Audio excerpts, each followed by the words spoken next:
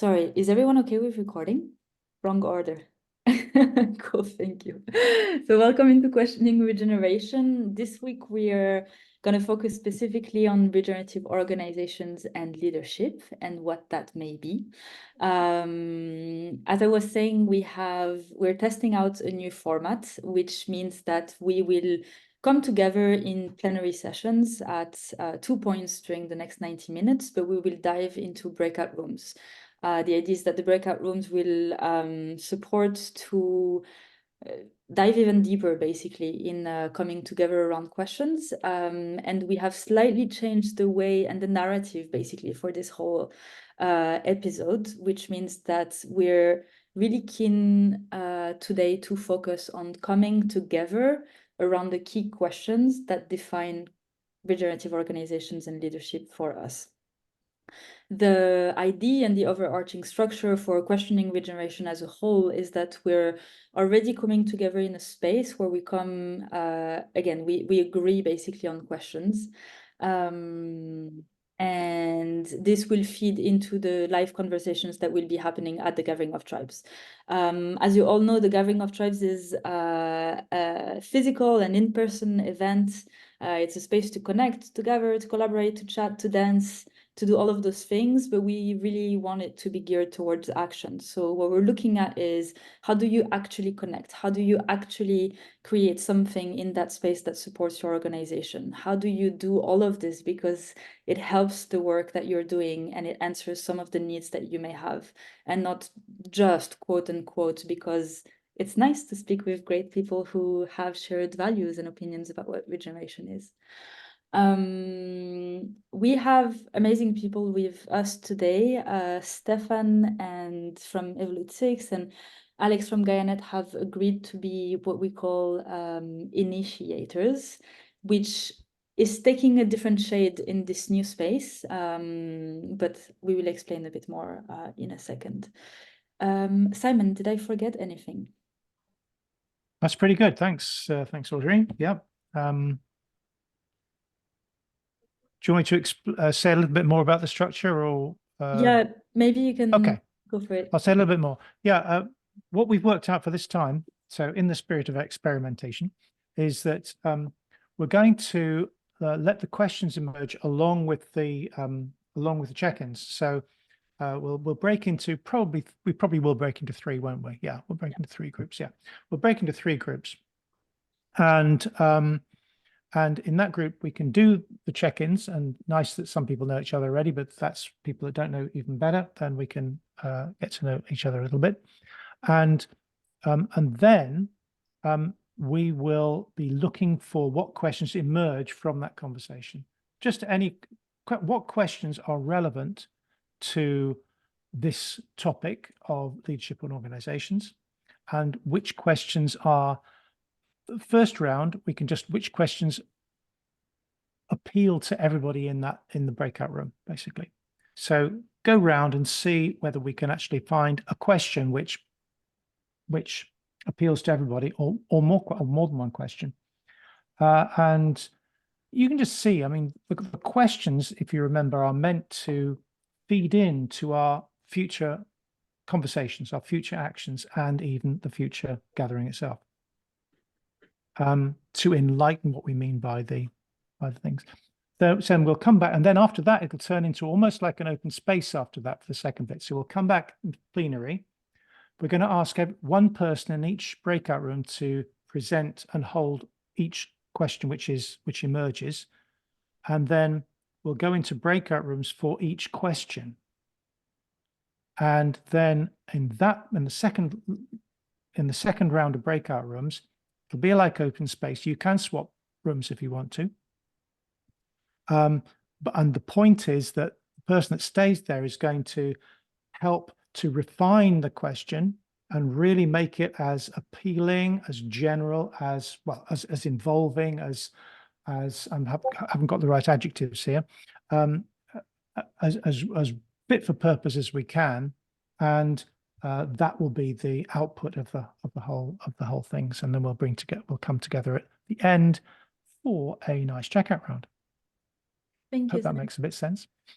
So we're going to dive straight into it. Don't worry, we're going to kind of remind all of you what step we're at and what we're supposed to be doing throughout the process.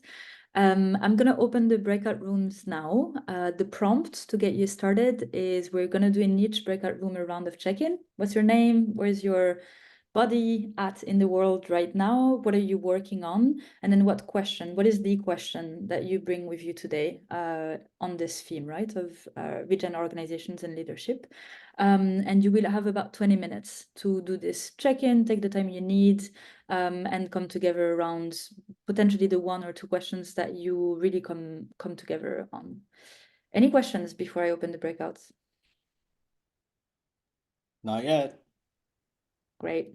And don't worry if you haven't personally brought a question with you, that's absolutely fine. But I'm sure questions will emerge in the conversation. And that's the whole point of these breakout rooms. Feel into the questions, let them emerge, and just see what stimulates you. Okay, guys and girls, let's do it. See you on the other side.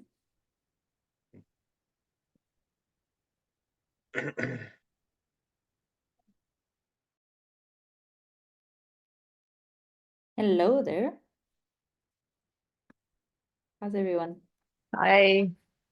Hi, Krista. Hello, hello. Hi, Dino. Dino, I'm curious about you. I know this name, Valdalobas, but I don't know from where. So I wanna. Okay, yeah, I can introduce myself and Let's do it. the organization I kind of represent or try to embody. No, okay, my name's Dino. I'm originally from Holland, but now I'm based in Sobral Pichoro, which is a little village in Portugal. It's very close to the Serra da Estrela. And yes, I'm live here, working in the project, which is called Val das Lobas, or Valley of the She-Wolves. And this is it's a regeneration initiative that is built around nature tourism, but has many different aspects to it that goes to agriculture, to crafting, to construction, and healing, natural medicine. And so, yeah, I don't know, Audrey, where you maybe have heard of Val das Lobas, but the project was established in 2010. So it's already wow. 14 Okay, years. pioneer. Okay. Yes, but it went through different phases, obviously. And I think we kind of are coming into the third phase. Each phase was 7 years. So proper cycles. Cool. Yeah, so we're really at that point of going into a next phase. Just, yeah, very briefly, the first phase was all around volunteerism, gathering people that would bring their energy into the project on a very generous way of providing for restoring the land and looking after people land. But the next phase, which entered, needed much more capital. You were just talking about establishing a company. Yes, Val das Lobas is a company, and in order to start building and constructing facilities that can host people and gather people, investments was needed. The company did manage to get investments through such from Turismo de Portugal, support from Rewilding Europe, also. But yeah, all based on this, it will be a business that will be able to repay loans. Yeah. Now we are at the next verge of the next stage where we actually working towards opening and really be able to start operating. And then, of course, operating a company that can fulfill its mission and at the same time create employment, provide livelihoods for people working in it, but with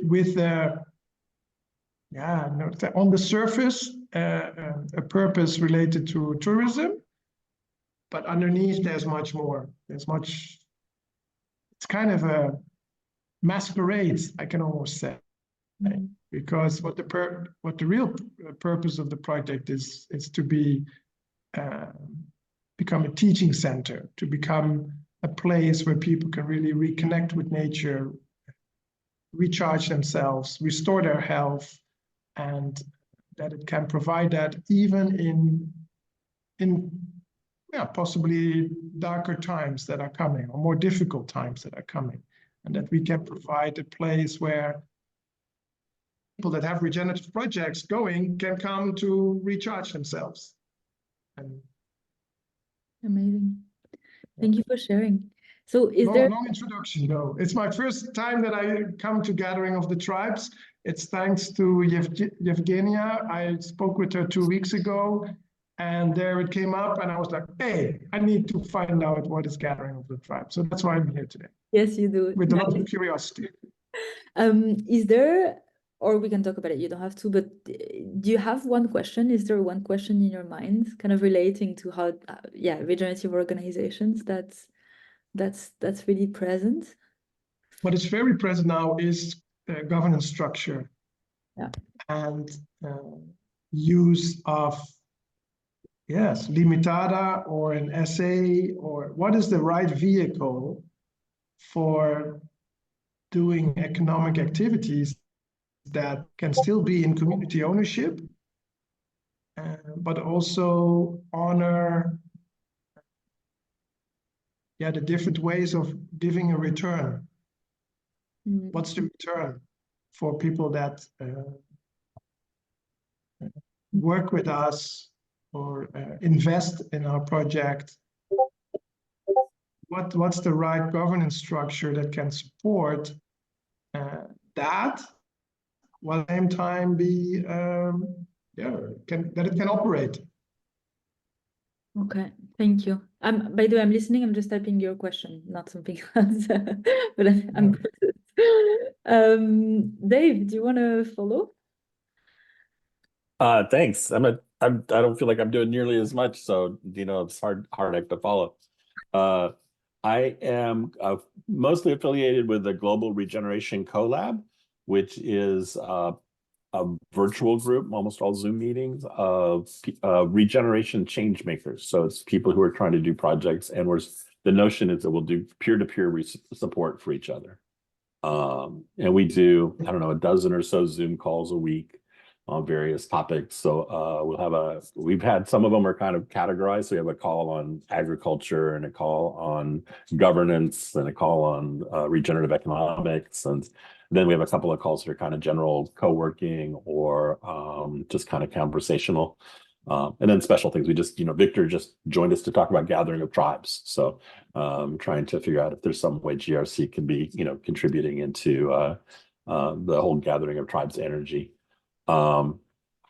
And my interest is really kind of, regeneration broadly. And more specifically, I'm interested in bioregional regeneration, and how do we enable kind of landscape level interactions. I'm sitting in Berkeley, California, although I've been pretty nomadic the last couple of years, so it's a recent place. And what else is useful? A question.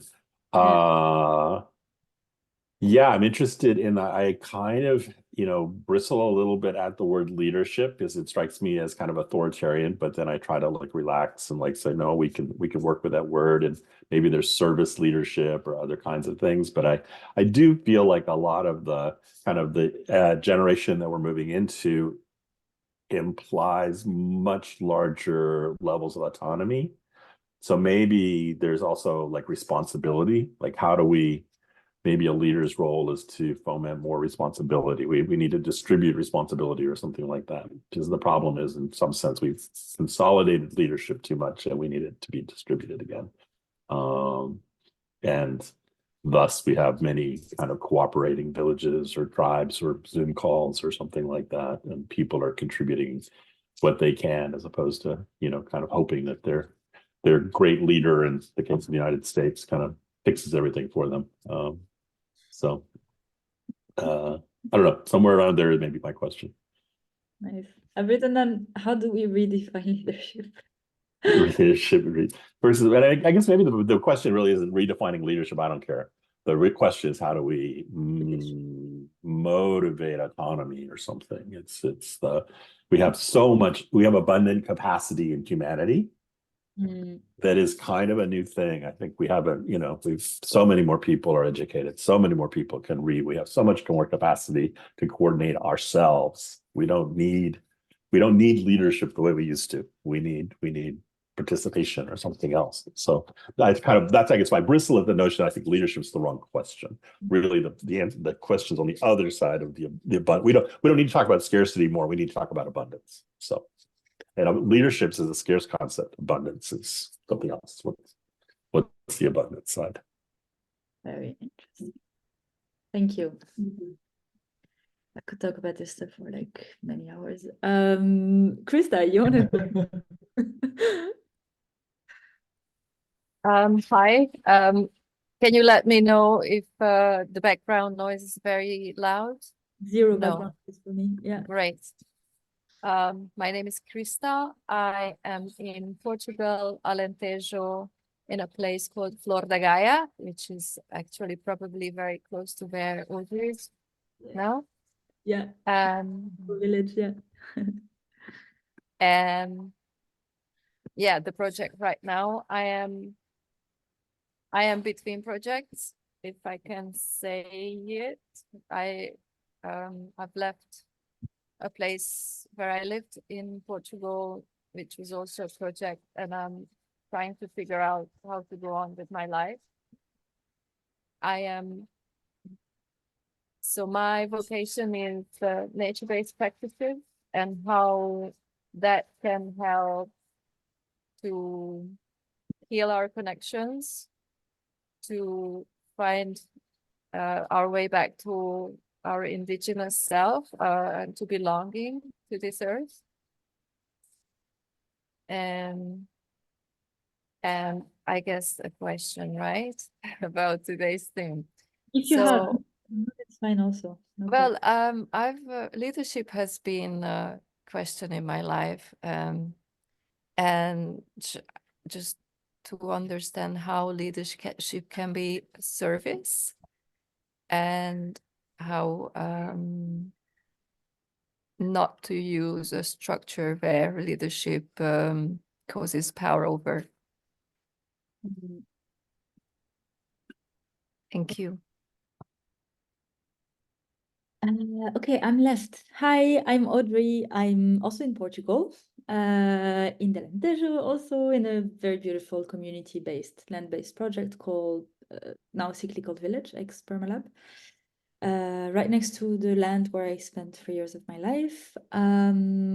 My project, right now, the Gathering of Tribes is taking the vast majority of my energy, but in general, I tend to avoid overly identifying with specific projects. I like being in service to many regenerative projects, and I try to support them by basically identifying what their needs are and doing my best to bring them. That's whether it's access to finances through grant writing or increased collaboration through connecting people or whatever it may be. So I guess I'm a weaver in today's regenerative language. That's how it appears in LinkedIn profiles these days. My question, I have so many just from what you guys shared already, but I'm gonna continue. I'm gonna follow on from the leadership conversation because I think it's fascinating. For me, it's if I understand regeneration as a concept that mostly tends to mimic nature, and if I add on to that the idea, which for me is really core, that for me, regeneration also brings in this notion from complexity theory of I'm able to respond to my environment and adapt to whatever the environment is sending me back, rather than get stuck in more rigid, crystallized structures. So it's not that I don't want the structures anymore, it's just that I need to understand where the structure is valid and where it's not.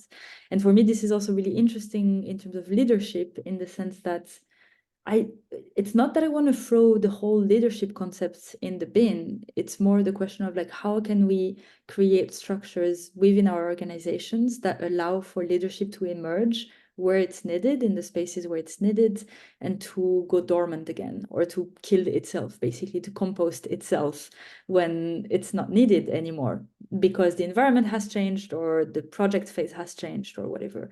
But to go back to what you were saying, Dave, I'm also not at all actually for completely flat hierarchical structures. Like my ideal world would be we're all here and we have this ability to jump in wherever it fits best to support the initiative, right?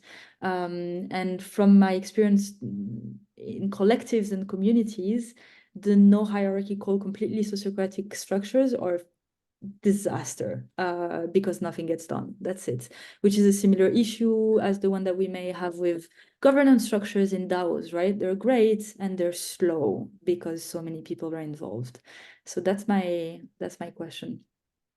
Yeah. I like how you say that leadership to be able to emerge, but then also subside again. Yeah. Um, Yeah, I think that's the most difficult part of everything I just said. Because, and the question also for me brings me to our very psychology, right? Which is, how do we change the psychology of who we are in this moment so that we understand that we need to step down and we can step back in earlier, and so that we are not, to go back to what you were saying, Dave, also we're not in this scarcity mindset again. Hey, how are you? Good to see you. So, can you hear me? Yeah. Cool. So we were just doing a round of introductions, and the idea for those breakout rooms is that we all come together around one or two questions that for us are key in defining what a regenerative organization or regenerative leadership may be. So maybe you want to introduce yourself, just your name, where your body is right now, and what you're working on. And then if you have a question that you brought in the space, go for it. Otherwise, we can just have a discussion.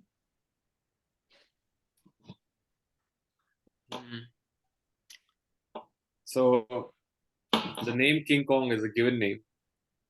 It is a taken name. It's not a given name, and it is taken in context of community. So this question of Godzilla versus King Kong, where forces of nature are governing us, or is consciousness able to shape forces of nature, is the thing that I bring into this conversation. And I'm coming from India. So this conversation between idealism and materialism, which that I don't know if that sparks something, whichever context brings you to my question is, how actively are we shaping and being shaped by this world? Thank you. Can I ask you to spin this from the angle of organizations and or leadership? Because I think you can take this from an angle that like brings it there. I can. And this thing that is organization is quite ecological, even if we don't try to make it that way. And these patchworks that need to be created, these patchworks that we need to create, to keep on doing, because our designs are not ecological, and all these leakages of energy that happen, or these fault lines that happen, that needs to be patchworked. If I'm trying to push it little more than I'm trying to say what I actually know already. So where I'm taking this is this organizing.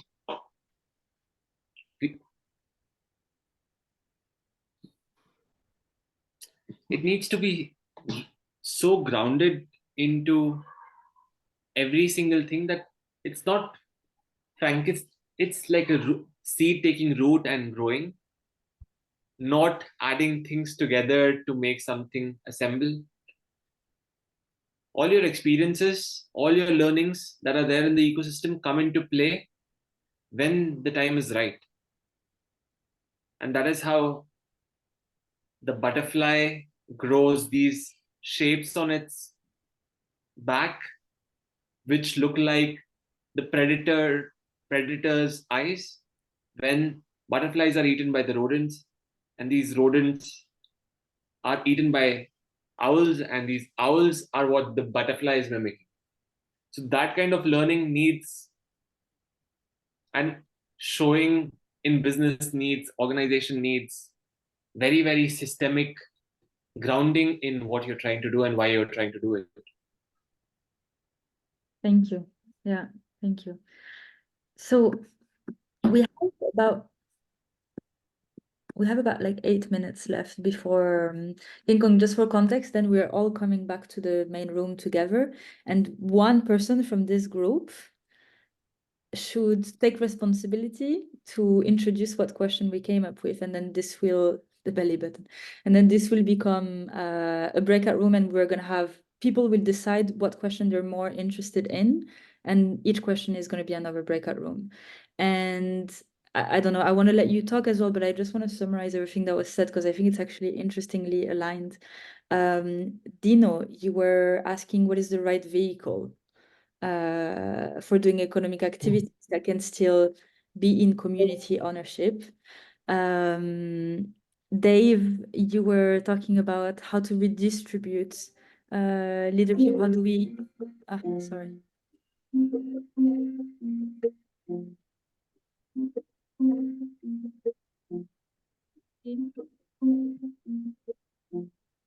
Can you hear me? This is just for me. Sorry. So, Dave, I don't want to reword what you said actually, but can we? I know you said can we redistribute leadership, but you were questioning the very concept of leadership towards how do we utilize the increased capacity of humanity, which I think really links to what you just said actually, King Kong, of like how can energies come together when the time is right, which also links to Krista, what you were saying around what structure can we really adapt so that leadership can be in service of nature, which I believe also links to what I was trying to bring in around systemic thinking, right? Meaning, how do we let things emerge and how do we develop a capacity to respond to what is needed rather than imposing leadership or organizational structure or visions even onto whatever is in front of us. Anyone has like an idea of how we bring all of this together and package it into one question that can be overarching?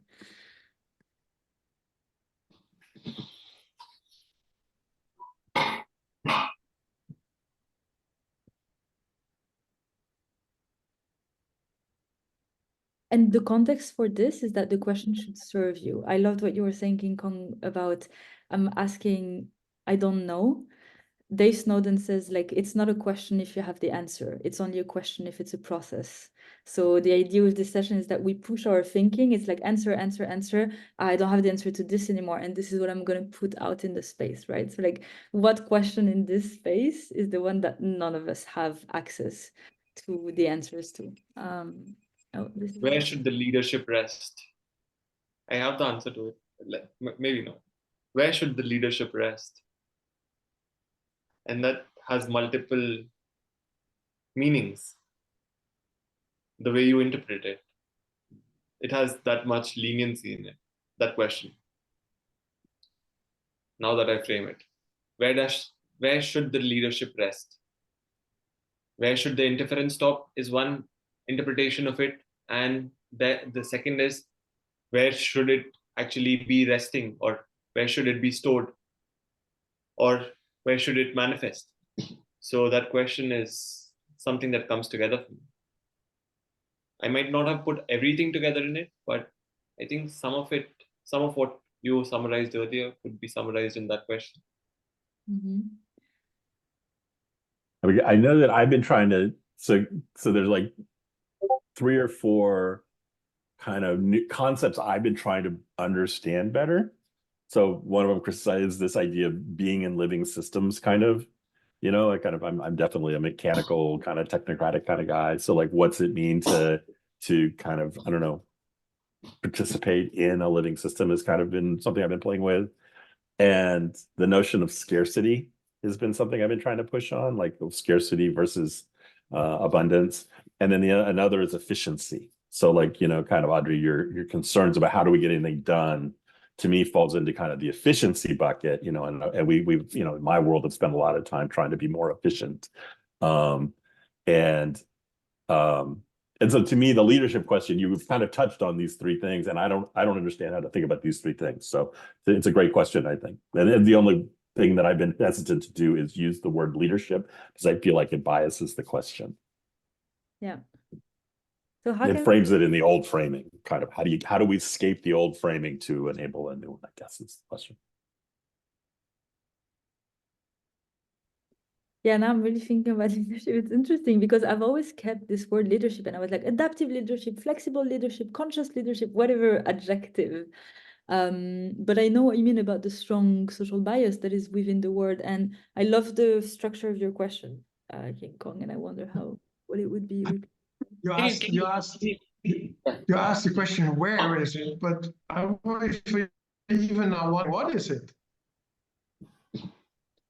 Well, that links into Dave. So I have What is it? one sec. Just can you repeat the 5 questions that mine was the energy. When does the energy come back and recombine? Krista's question was was about leadership somehow.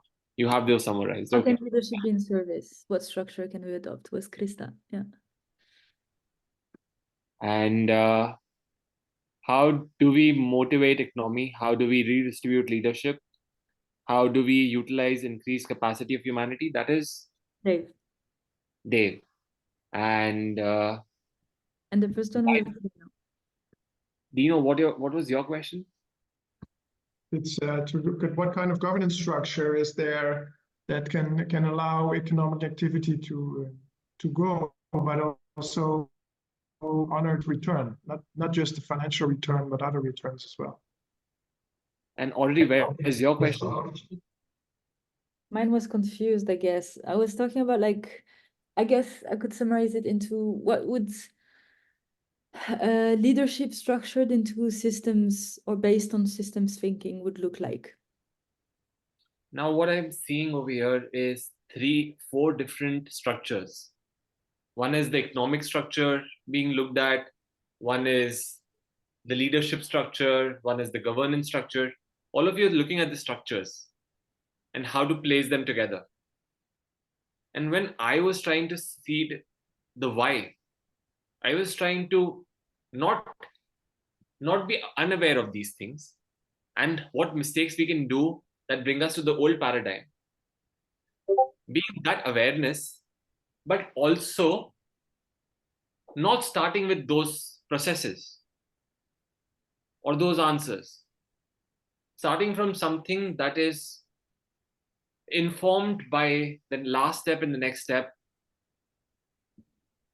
broken down into bite-sized things to be done, and then the next thing to be done. Just having a vision, having multiple layers of complexity intertwined in such a way that you're showing you have so much depth, and then you know what level of depth to show in which realm. For example, first public appearance, governing what kind of impact you want through that, what level of information of involvement or their passivity into this equation is going to be in stakeholders. So and that complexity has to be formless. If you just keep on giving it structure, you have to be aware. All of us have done the work, right, of knowing how this old systems can demean. But how do we put them together? in new ways is where we get stuck. Yeah. So we have 1 minute left. And we need to decide what is our question. We can have more than one, but yeah, what is our question and who wants to present it in the plenary? I let you guys because I'm gathering of tribes, so I'm not allowed to step forward.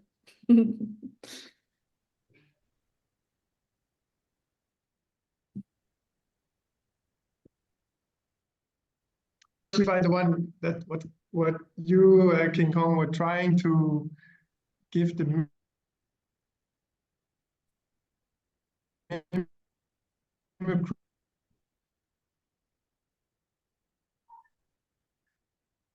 Yeah, your voice is cracking. My friend. structure for that. Dino, you have something to say and we don't have the time. So Actually, my suggestion was to give the space for you and your. Yeah, that makes sense. King Kong, you're happy to take the lead? You can bring your question and you will take it. I will try to do some justice to it. Thank you. Okay, see you in a bit, guys. How are you? In Flanders, in the Flemish region, the east of Vlaams-Brabant, halfway between Brussels and Maastricht, Oh, nice. east of Leuven. So who's the Vlaams? Yeah, een beetje Vlaams. Yeah, yeah.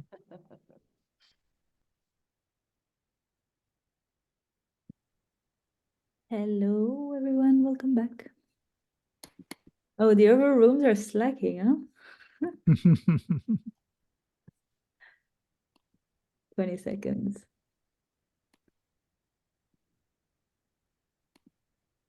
We had you, Audrey, so you put us online. I'm a Virgo. I'm Team- into structure and like strong leadership, hierarchical, pyramidal. That's what I'm called. Oh, you like the like the train engine. You just Yeah. drag everyone along with you. Exactly. I'm talking about like flat hierarchies, but not at all. Completely linear thinking. Train. Oh, we engine. picked up a couple more people. Excellent. Great. Great. Welcome back, everyone. I hope you had good, nourishing, maybe confused conversations around questions, and that you all managed to nominate one person from your group or two that will come and present. Stefan, you're making a weird face, maybe not. That will come and present one question into the plenary. If you haven't, it's okay. We're all here having fun together. So I'm going to open the space now. Again, the idea is that if you are the one who has been nominated, or if you have one question that you think you really came together around in your breakout room, can you please raise your hand? And then we will go in a round. Yeah. You mean raise your hand if you agree to be the... Yep, that's you, Alexander. That's right. Okay, yeah, check. Cool. And we have King Kong from our group. And who else? That's free. Julia, King Kong, Alex. Okay. Right. That's it? Okay. Well, Julia, as a woman, you can go first. If I have to pick one question, there were a bunch of different perspectives and questions, but what was most present was the conversation around money. How to receive money for the regenerative movement, how to set up organizations so we can actually be receivers of funding, and how to connect to the right sources. Thank you. Amazing. Alex, you want to go next? Yeah. So I was in a group with Simon, with Nadia, and with... I lost her name, the lady from Pakistan, Hadi. Hira, that's right, yeah. Mm-hmm. Yeah, check. So our conversations were mostly geared towards leadership, collaboration, and decentralized collaboration too. So the question that we ended up with is, what is needed to make an optimal impact with a decentralized collaboration model. With a follow-up question, what skills and structures do we need to be effective within that? The reason this came up is that in Guynet we're practicing it, many people are, and we see it's not that evident. So it's really interesting to explore that further. Because why wouldn't we just have an inspiring leader, a pyramid, and everybody does what he says, he or she says, right? That goes very fast, can be very smooth, decentralized. It can be beautiful, but it's also challenging. So let's dive a little bit deeper to understand what is really needed there. Thank you, Alex. Sorry, can you just repeat the first question? Because I need to properly write it. You said, what is needed to create the optimum structure for decentralized? I'll put it in the chat. Amazing, thank you. Okay, King Kong? Thank you. So when we started, I was a little late, but the team got me catched up, and the pattern that was emerging was the structures that need to be put into place for something to grow. But they were contrasting with the structures that are there at present, which are demeaning and dehumanizing. But how do you put these structures that we have studied somewhere, learned from, in a working relationship with each other together? So, and at the same time, external considering of the world where we are trying to enable something regenerative, but the world by itself, by design, right now, by fault or by design, is degenerative. So we are trying to create in limited amount of time that amount of energy that whatever we touch gets influenced, right? We're creating that effort, that mechanism that we can gather more energy and create more momentum. So the organizational question would be, how does the organizing organize for regenerative growth? So just to reword to make Or sure, regenerative involvement at scale. how do we organize ourselves to support regenerative initiatives at scale? Yeah. How does the organizing organize regenerative action at scale while countering the degenerative actions? And can I just interpose here? Like, you're prepared to host that question, are you? I In am. the next round. Excellent. And I'm sure your collaborators, your peer group will make that question much more even more alive than it is at the moment in the next session. Great. Doesn't matter if it's not perfect now. That's fine. So thanks everyone for the lively conversations and great questions already. So now we're going to enter into the next phase, for which we'll have about, give me a second, about 25 minutes in the breakout room. So more or less the same amount of time. I will create 3 breakout rooms, one for Julia, one for Alex, and one for King Kong. The idea is that you will choose the room that you're most interested in. Not based on Julia, Alex, or King Kong, but based on their questions. So you'll be free to join whichever room inspires you the most. And then your prompt as a group in each one of the rooms will really be, how can you refine that question and how can you make that question better?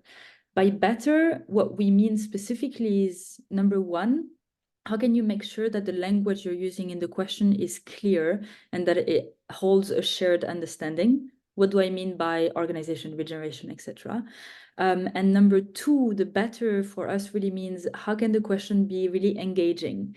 Meaning, if you ask this question to someone at the gathering, how can you really generate energy and generate thinking and generate potential for collaboration through that question? Before we jump in, I just want to open the space for any questions, either about the format or about the specific questions. Are we allowed to change rooms? Yes, if you're bored, you can change rooms. Absolutely. No. Don't put it that way. No, That's no, like, no. that's like It's if you would open like to space. apply Open your- space rules, Victor. Open space rules. Yes. So Sorry, if that you was apply your energy to more question than one, you are invited to go and move around and shift the energy. yeah, that was a bad joke and bad facilitation. But yeah, the idea is that if you've given your Yeah. part, basically, if you've contributed, you can move around as you guys will in the gathering. Yeah. I have a question. Yeah. Can we use AI to refine our questions? Any resource that can support your initiative and yourself. Yeah. Yeah, As we long are as it's all actually, as long cyborgs. as the result is agreed by humans. Exactly. You can ask your friends too. You can post it on the internet, you know, Quora, Reddit, whatever works. Yeah. That's a very good idea, actually. Okay, are we ready? If we are, I will open the rooms. Can you all see the rooms and are you able to join them? Yeah, there's a breakout rooms button has appeared on the bottom, so you can just open that and choose one of the rooms called. Just click on join for Julia, Alex, or King Kong, in case you're not familiar with how the breakout rooms work. There's no buttons on my iPad showing up. Oh, I can ask, which one do you want, Rob? Well, I'd like to be in Julia's room to start with, at least. Yeah. Oh, come on. Okay, I need to wait for everyone to join. There is a Rob, I'm on a phone at the top left. There is a breakout rooms like a thing. Do you not get? I see it. Yeah, it's at the top. I thought okay. it would be there. Got it. Thank you. Am I missing something?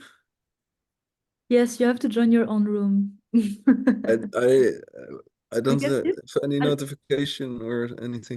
I'll fill you in there. Are you on a phone or on a PC?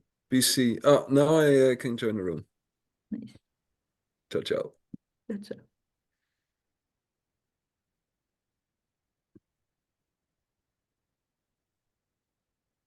Say openly just made me think, like, how can we make regenerative money magnets kind of a thing? So I don't know, I'll put that in there and let's spin whatever around. I love the term regenerative money magnets. I wrote it down. Yeah, I think it's really a matter there of kind of bringing in all terms supply and demand together. Because I also strongly believe that there is enough money for everyone, and there are numerous people who actually would love to put their money to work, money being energy, for something that is regenerative. But I also imagine that I'm not one of those people. I don't have that abundance of money nearby. But yeah, I bet there are people out there who are looking for a place that can receive their energy in the form of money, and that will turn that energy into something regenerative, which they can feel aligned with, and that is beneficial for all. So I think a lot of it is it's really matchmaking, bringing those two parts together.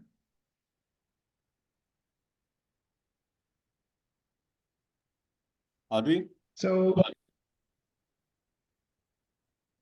sorry?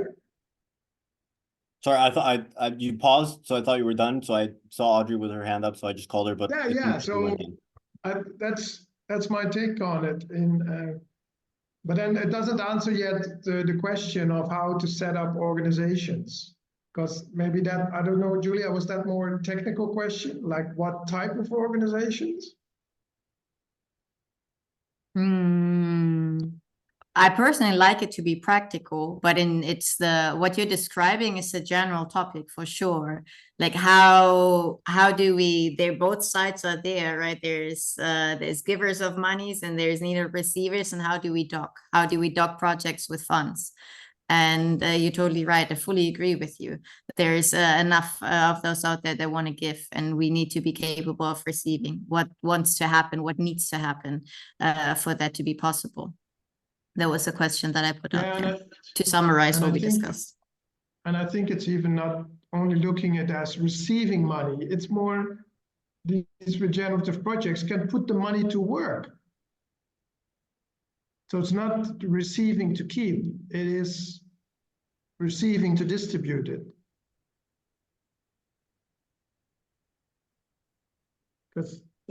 May I come in here? Just a couple of things. I'm sort of still with this idea of refining a question that's going to bring a dialogue or a language. So this word language also comes in now. But before we get to language, for me, if I'm an investor, right, if I'm one of these philanthropists, like Stefan, you were talking earlier in the breakout rooms, where are these people? And through our conversation, we understand that they are there, they're around, but for me, they need to see something working. They need to see a bunch of people who are committed and who are worthy of being invested in. Same old story, which is what I find the Gathering of Tribes is kind of has some energy for that. It gives me confidence, right? There's lots of stuff happening here, and it's good stuff. So let's say Gathering of Tribes has enough of a profile or an energy to actually create an interest from those people. So what then would be the language to communicate with them, saying, okay, so we have a project, we are underway, we have a certain amount of people, energy, and invested in it, and we are creating this. You can see what we're doing and the effect of it. So it's a little bit in the future, I think. But the word that sticks with me was this magnet. So a language magnet. What was it? There was another word. Regenerative money magnet. Yeah, that was it. So what is the regenerative magnet language that we need to connect? But I think it should be in there. Regenerative magnet language, maybe one more word, and then that could be a title, which would catch my attention. So the fourth word might be important here. That's me. So here's another thing that I struggle with, because there's this element of, okay, when you're talking with any different stakeholder, you're wanting to use their language. That's how it is. And then what we also see, like in the financial world, for example, is a lot of the strategies and approaches are prescriptive. So what's the balance here between coming, and I know that like the regenerative movement doesn't, there's no fixed, robust ways of doing things. Everything is context-based because that's the way that nature works and so on. So is there also here, like, in terms of being that money magnet, talking with the people that are willing to provide funds if they see this possibility, something to be said about, are we coming in here like prescribing a set of solutions because that's what makes it easier for, say, investors to understand, given that gap that they have and they want to learn about, as Julia was explaining, or not? And we keep it like context based, which is more aligned, or so it seems to me, with regeneration, but may perhaps also detract from the communicability of it. I don't know. Check. Thank you. I'm gonna jump in because Julia, you caught me with this question literally the day after like a 3-week EU grant writing sprint, which was 15 hours a day of translation. Like I called it like this and it was intentional. And I will come to the question in a second, and as I was going through this, I was thinking about my why and why the hell I'm working for free to write those 90-page grants. And the answer was super obvious. It was the gap needs to be bridged. And then the question comes of like, okay, but what is the gap really? Which also brings me to what is the need really? Because we tend to think that the need is so cute. The need is financial capital, but I think before we even get there, we really need to look at the needs. Like, do you really need financial capital? Are you sure? Or do you need access to skills? Or do you need a network? Or do you need more collaboration? Or so that's the first thing that comes sort of underneath your question, I think, as a sub question.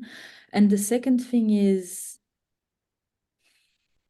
how do we, because I think bridging the gap is not that complicated. Like we have just here in those rooms a lot of people who are all super clever and have various experiences in the matrix in the past and can do the translation exercise, right? That's what most of us do. But the question is, how do we use whatever is in the system, which is at the moment financial abundance, in a way that it doesn't make us become subservient to it? Meaning you can get a grant, it's great, everyone is happy, you get a 60,000 euro transfer on your bank account, and then there is never a good enough understanding from the people who receive, meaning regenerative projects, of what does that mean? Yeah, you do need to write reports, and yes, you need to have, like, the bridging the gap is constant. And Stefan, from what you were saying, it's also the same with direct investment, right? And fundraising and private equity and so on. There is this, you're tied to it. So it's like, do we really want that? And if not, then we need to reconsider what kind of funding do we want to access. Yeah, sorry, that was like 10 questions, but that's my piece. Yeah. Super interesting. Very interesting too that you're coming out of this grant writing marathon. I would like to touch base with you on that actually. Yeah, there's not a clear path to any of this. I believe when we create projects that are more interesting for a broader demographic, like I'm thinking in terms of community, for example, because that's what I've been focusing on. Most of the communities that I visited and interviewed and learned from are still pretty down to earth, which is beautiful, but community can be anything, right? It can be like super comfortable and luxurious living that is yet sustainable and yet intentional and bringing people together. But the community in the hippie corner, and this is how it's looked at too. Well, I believe when we create concepts that are a little more upscale, we can actually talk to people about it that are interested in this kind of thing, that have the resources, that have the entrepreneurial power to move with these kind of models, and which also allows us to create blueprints to actually show the world what we can do and what society can look like on this micro scale. So in short, creating models and concepts that are more interesting to broader demographic. Yeah. Go for it, Stefan. All right, like I would add just one caveat to that, which is the concept ought to have undergone proof of concept, right? Because that's, I don't know, what we struggle with Evolute 6 a lot is we have built our offering very comprehensively by mixing and mashing the best of what we have seen in finance, in the way in venture building, in corporation and legal forms, human development, and all these things, right? And so we have a concrete concept that has been validated, if you will, peripherally. but when it comes to actually funding the comprehensive aggregation of it, we keep running into this, but that's just an idea. Come back to us once you've actually been able to do this, blah, blah, blah, right? So I would add that little caveat. And I think this actually is a perfect loop back into the second one of your questions, Julia. The third one, how to identify the right sources, because I would disagree actually, Stefan. I think it's not the same kind of investment. If it's not a tested concept, you're looking for research investment. It exists.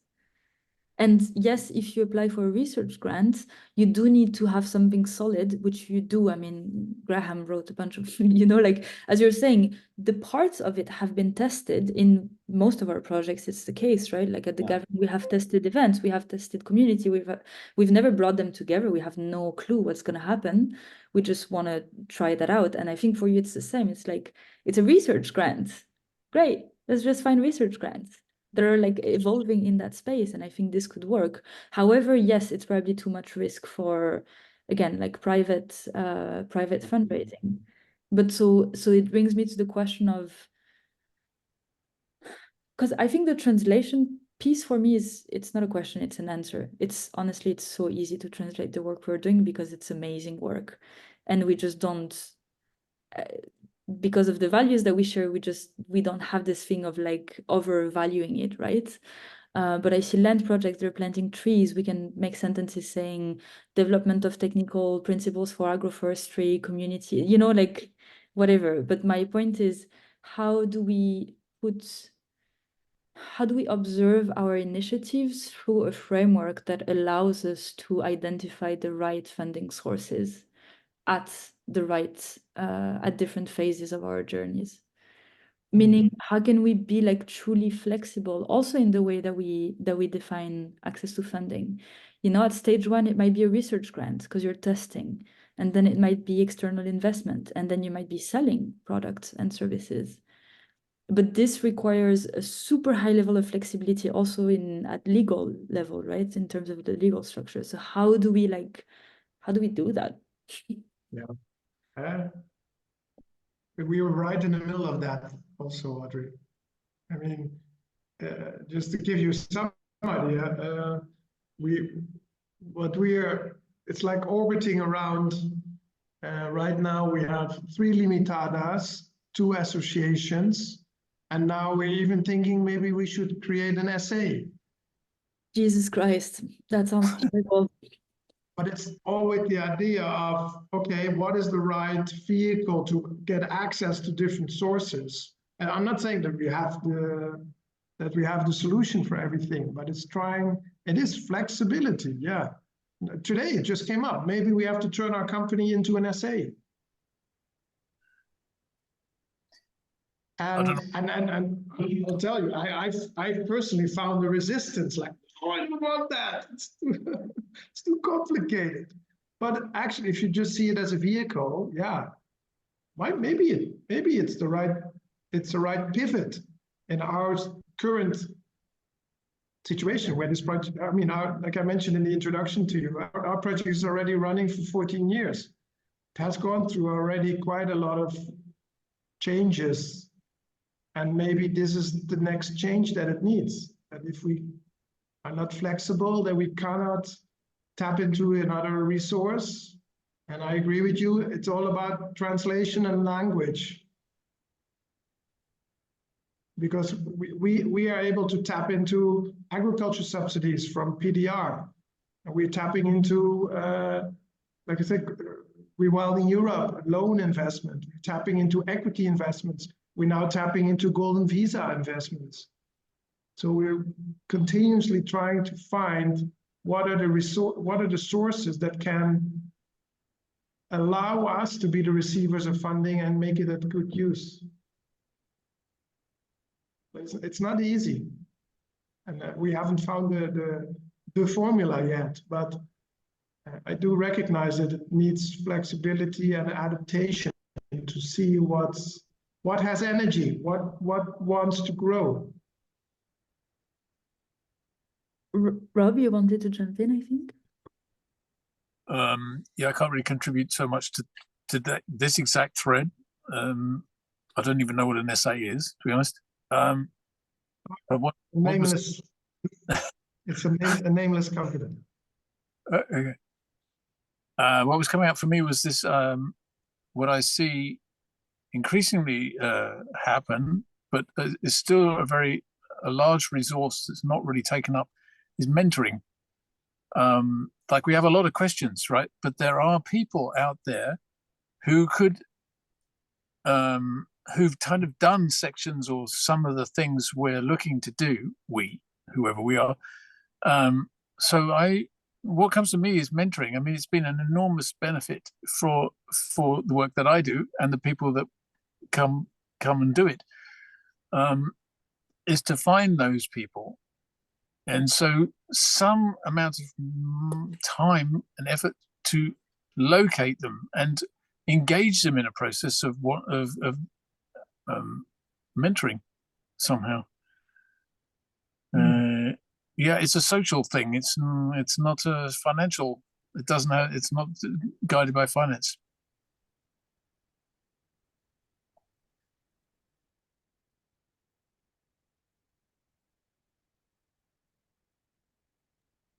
Is that something that you, Audrey, as Gathering of Tribes are doing also, mentoring?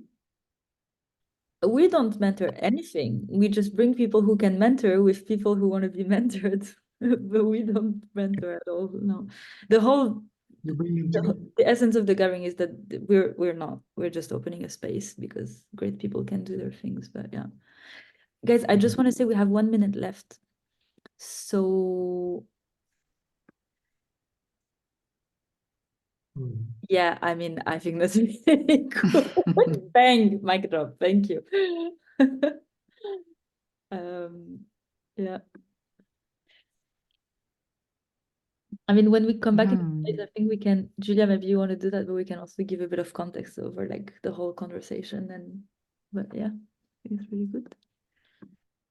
Yeah, I can do that. I took a couple of notes. I hope I can make sense of them. Someone saving the chat. Did you think about that mentoring idea before, Rob? I really like the suggestion of that. It's just a very big part of the work I do and have been doing. So I mentor people, but I was mentored, and it gave me a person or people in my life that I could look forward with and who've already walked the path to a certain degree. And it just makes so much sense. Yes. Great. No, it's inspiring to hear. I could even talk further with you about that. I'd love to. Yeah, it inspires me. I can feel my what's the name, hackles moving.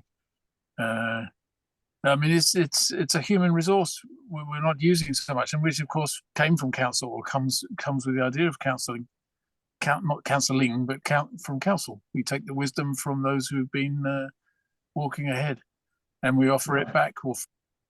Yeah. I think perhaps that's like maybe one of those areas that centralization is actually very helpful. Recording for it now.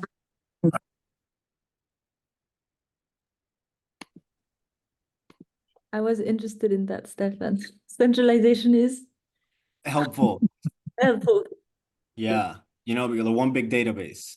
Because that's the whole thing, like everybody's everywhere, you know, and that's the whole problem. Like you just don't know where to look until you get looking, and then you go down the stream and it's like 10 years past, you know, like, but then you like log into your database and it's like, I need an expert for whatever. And we're all a bunch of regenerators, values aligned. Here I am. Yeah. Dianet all the way. Okay, everyone. Hope you had a good conversation. So we will go round again, either with different people or the room leaders, quote unquote, to explain a little bit how the conversation went and mostly how we refined the question. And then maybe we will still have 5 minutes for a very quick checkout. I don't want to name names, so I'll just let whoever wants to come forward, come forward. can start.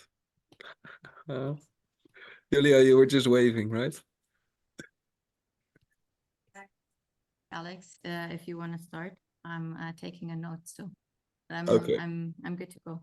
Yeah, I'm good with whatever too. I can kick off.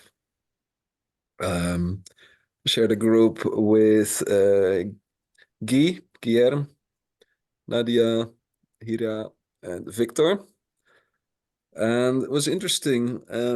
We spoke about, of course, effectiveness and impact in a decentralized collaboration model. And in the conversation, a lot of energy went to the topic of leadership. So that is an element that I really want to integrate in the question, is like, what kind of, how does leadership work in such a model? What kind of leadership is expected of the participants?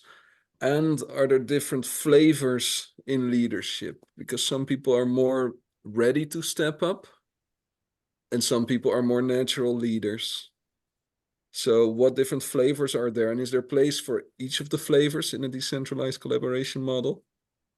So that's the additional spice that was added to the question. I also asked AI to help further clarify it, so I'm going to copy paste the outcome in there. AI didn't add much, but it's removed room for misunderstanding, so added a few percentage points of quality. She's not that clever.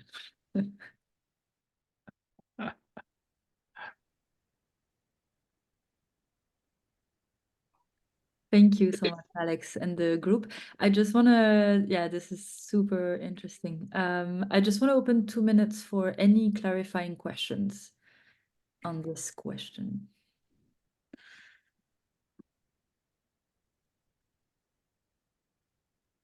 Well done, guys. You removed any potential confusion. So I guess I'll pass on to Julia.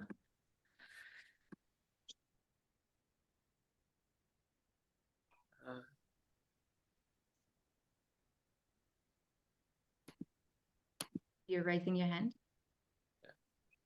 So I have a question. Go for it.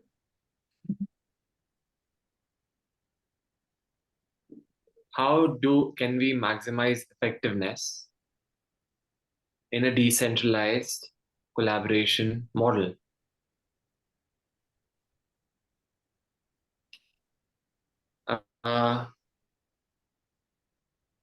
What is your maxima that is, and is there a maxima, or is the maxima always moving?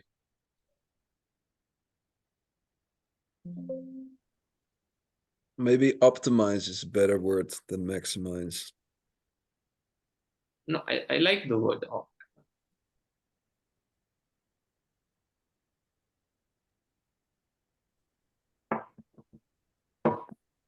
Thank you. I've added the questions. Julia, do you want to go? Yeah. Yeah, we spoke about money and how to bring the regenerative movement together with money. What this looks like on an organizational level and with investors and such. And in summary, what was discussed was that we ideally start with setting up the right legal structures and being really flexible with that along the journey to, is it an LLC, is it a nonprofit, is it all of it, or other legal forms? How does this allow us to access the funding we need at the given time? Audrey was making a really good point by asking, what is it that you actually need? Is it really money, or is it maybe just the access to skills or experience or something else that can be brought in without financial resources too? Right, then we have matchmaking. This is basically identifying the right sources at the right time for all the obvious reasons, and creating concepts and business models that are more interesting for the broader demographic. I brought up the example of communities in the space. What if we create more upscale community places that are interesting to people from the old world, that have resources, that have entrepreneurial power, and that allow us to build broad scale projects that we can show the world and tell everyone how beautiful a sustainable and intentional lifestyle can actually be, and that it is for everyone. Broaden the regenerative movement with that. Language is a big one in here too. We spoke about the language magnet. Rob brought it up. Within the regenerative movement, a lot of the time we use a different language than in the old world and in the finance world. So how do we bridge that gap? And how do we make ourselves really attractive through storytelling too? And by actually setting up the right business models, the right services or products that can be sold or that can be received by those we desire to receive money. A good point that Rob was making was connecting to mentors. We don't have to walk alone. We can connect to those that are more experienced than us and that can support us along the journey. Maybe also more from corporate spaces, bringing in a different dynamic. And then there's obviously different funding sources. There's grants, there's investments, there's sales. As Audrey mentioned, ideally we stay flexible throughout the journey, what we need at any given time. Like if you don't have a proven product, it might be a research grant that you're looking for. If you already have a product, you might be able to sell it or get an investor. So being smart about it and actually keeping in focus on it too, and not just creating for the sake of creating and wanting to do something beautiful, which is why we're all here, but keeping in mind that if we want to be financially sustainable, we need to open the windows and doors for that too. I leave it here.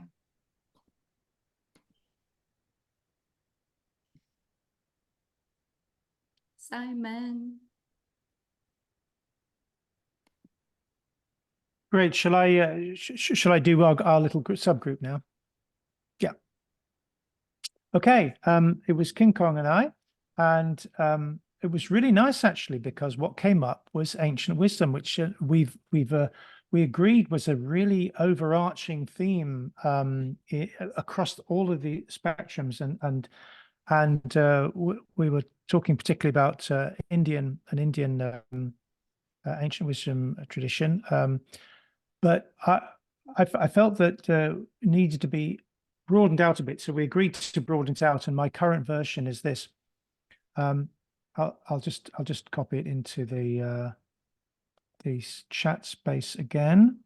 How do we update ancient wisdom traditions of leadership and organization in a hostile environment of the high-tech world to serve our present world and integrate with high-tech? And it was a little bit, we had a little bit of difficulty actually talking around this, because King Kong you've got some really good ideas in a particular area, and I thought, yes, that isn't it was a really good, really interesting solution, but not quite a question. So I broadened it out to make it quite a general question. It may not be quite good enough, but I think it's really got potential, that question there. Alex, you wanted to follow? I have a clarifying question. May I? Please. What do you mean with hostile environment? I'll leave that to you, King Kong. The present world that doesn't understand regeneration. You mean people who sorry, go Sam. Jen, I was thinking also that the present high-tech world might be just oblivious to and potentially hostile to the ancient wisdom traditions, but also it may not understand. So I mean, I think there are hostile isn't quite the right word. Malice was a word that came up as well, but incomprehension, I suppose, to be a better word actually. Like a lot of the high-tech world neither understands ancient wisdom traditions nor understands regeneration. And I think those are twin problems, but I think we were focusing on the ancient wisdom bit. So If that's the fair. point being over here is the way humans can be dehumanizing or can be narcissistic. Businesses can be narcissistic. They just care about small fragments without seeing the bigger whole. So if they understand in the long run, this small focus is going to hurt their overall ecosystem, their amount of energy input. Like we have with environmental economics at this moment, people understand how rivers and plants and trees are important and how we can not keep on dumping our waste into it and how they're getting corrections to it. All of that is not going to transition in one single day. There's going to be a delay in it. People are going to be stuck in their old ways of doing things. So that is the hostile environment. These patterns which we are comfortable in, which even though we know we need to change, we won't change that easily because we don't need to change them. Thanks. I think you've given a good little summary there. Thanks. Better cut you off. Sorry. Yeah, we have 2 minutes left, and I'm conscious of everyone's time. I'd still like to do a round of checkout, but really quick. If you could just all share what emotion or what feeling you're leaving the room with today, and I will call you all. Victor, you're first on my screen. Yes, full of gratitude for everybody coming and sharing their energy, thoughts, and ideas. It's always beautiful. Thank you. Alex? Yeah, super nice seeing you all. Audrey, Victor, of course, more familiar faces. Julia, nice seeing you again. Yeah, I just really enjoyed bathing in the vibe and also precursor to all the magical meetings and interactions we're going to have at the gathering of tribes in September. So thank you for playing and putting our minds together and sharing your hearts with each other. I hope. Thank you, Alex. Nadia? I think the word that's coming up for me is impatience, but not necessarily in a negative way. But I think we're just scratching the surface, and now I'm impatient about kind of acting on some of these things. But yeah, it's lovely to meet you guys. Thank you. Stefan? Yeah, I'll echo that. But for me, electrified, grateful, and humbled. And thank you very much. I have to dip right now, so bye. Thank you. Dina? For me, mostly a feeling of curiosity, especially the ancient wisdom that just came in. I'm grateful for that. Curious. I want to see more about or read more about that. Thank you. Guillermo?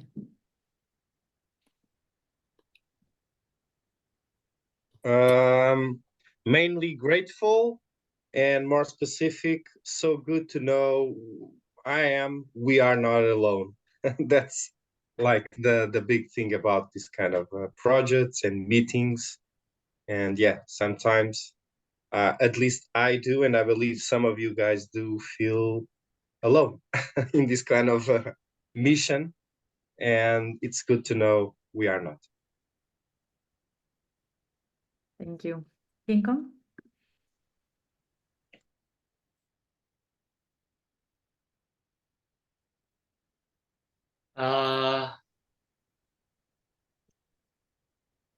Moving away from solutions to bigger patterns. Thank you. Julia? Moving. Oh, sorry. Julia? Energize. Thank you all for who you are and what you do.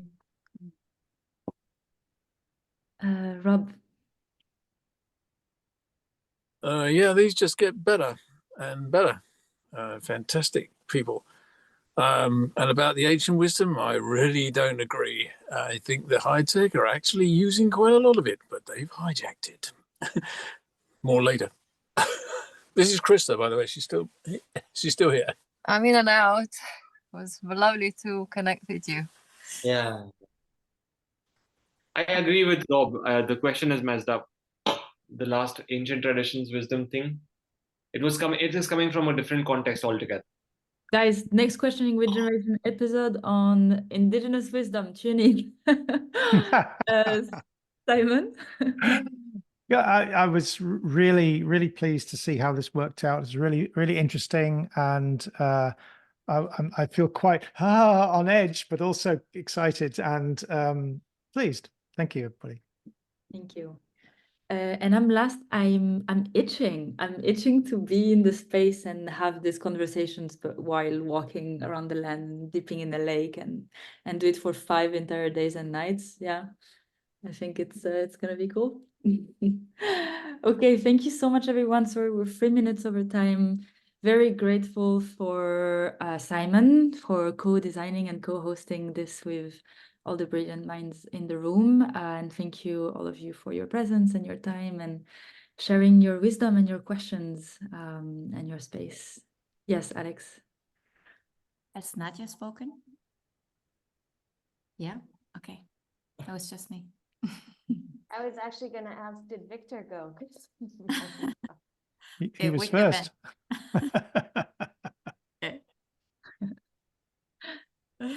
Thank you so much, Audrey. Great.